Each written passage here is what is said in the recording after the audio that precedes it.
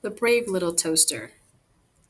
This story is a science fiction story by Cory Doctorow.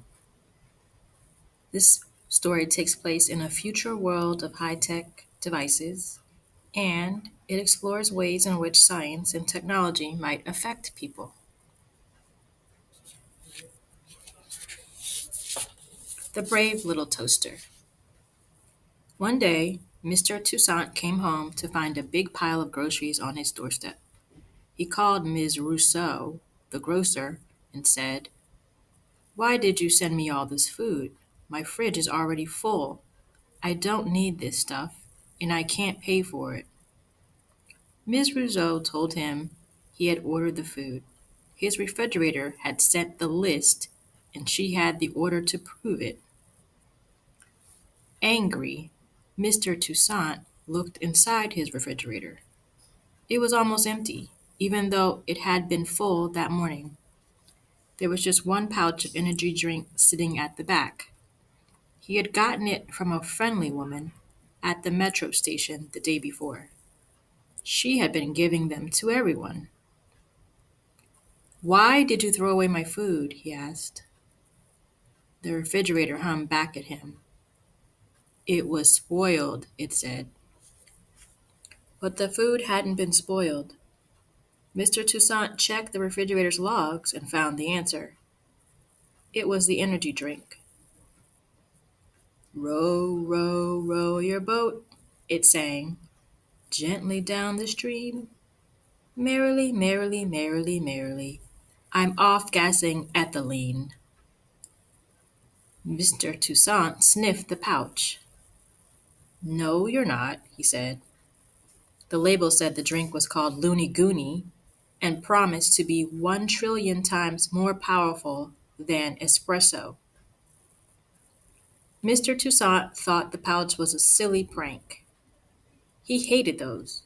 He threw it in the trash and put his new groceries away. The next day, Mr. Toussaint came home and saw that the trash was still sitting under the sink. The can had not emptied itself into the chute that ran down to the big collection point, 104 stories below. "Why haven't you emptied yourself?" he asked. The trash can told him it needed to sort out toxic substances.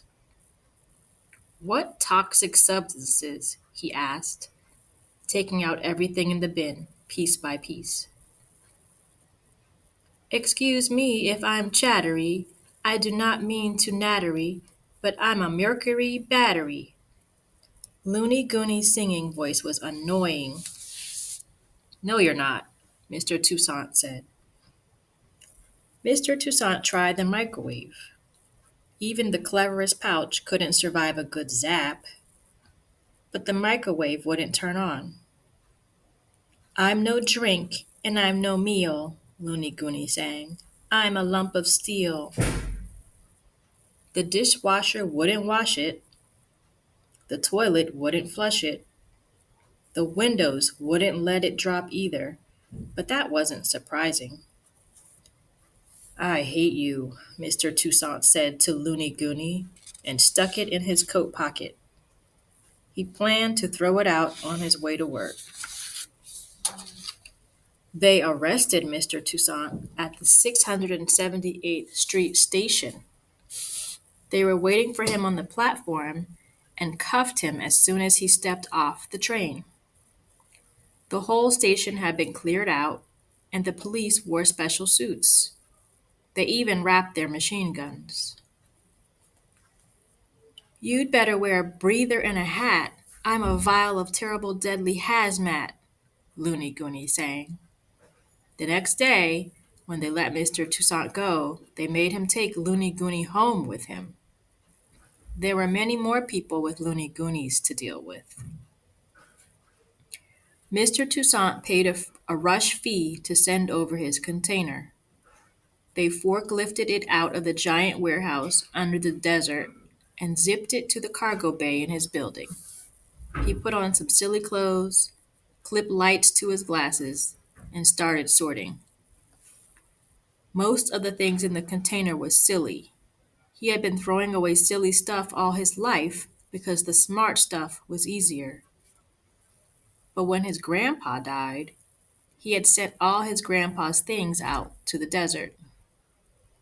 Sometimes he thought of the 8 cubic meters of silliness he inherited and sighed. He loved Grandpa, but wished he had replaced his junk with things that fit better. How inconsiderate. The house chattered at the toaster when he plugged it in, but the toaster said nothing back. It couldn't. Its bread slots were messy with old food crumb and crumbs. It had been made by people who hadn't thought about the advantages of connected devices. It was silly, but it was brave. It would do anything Mr. Toussaint asked. It's getting hot and sticky, and I'm not playing any games. You'd better get me out before I burst into flames, Looney Gooney sang loudly, but the toaster ignored it. I don't mean to endanger your home, but if you don't let me out, I'm going to explode, the smart appliance said nervously. But the brave little toaster stayed quiet as Mr. Toussaint pushed its lever again.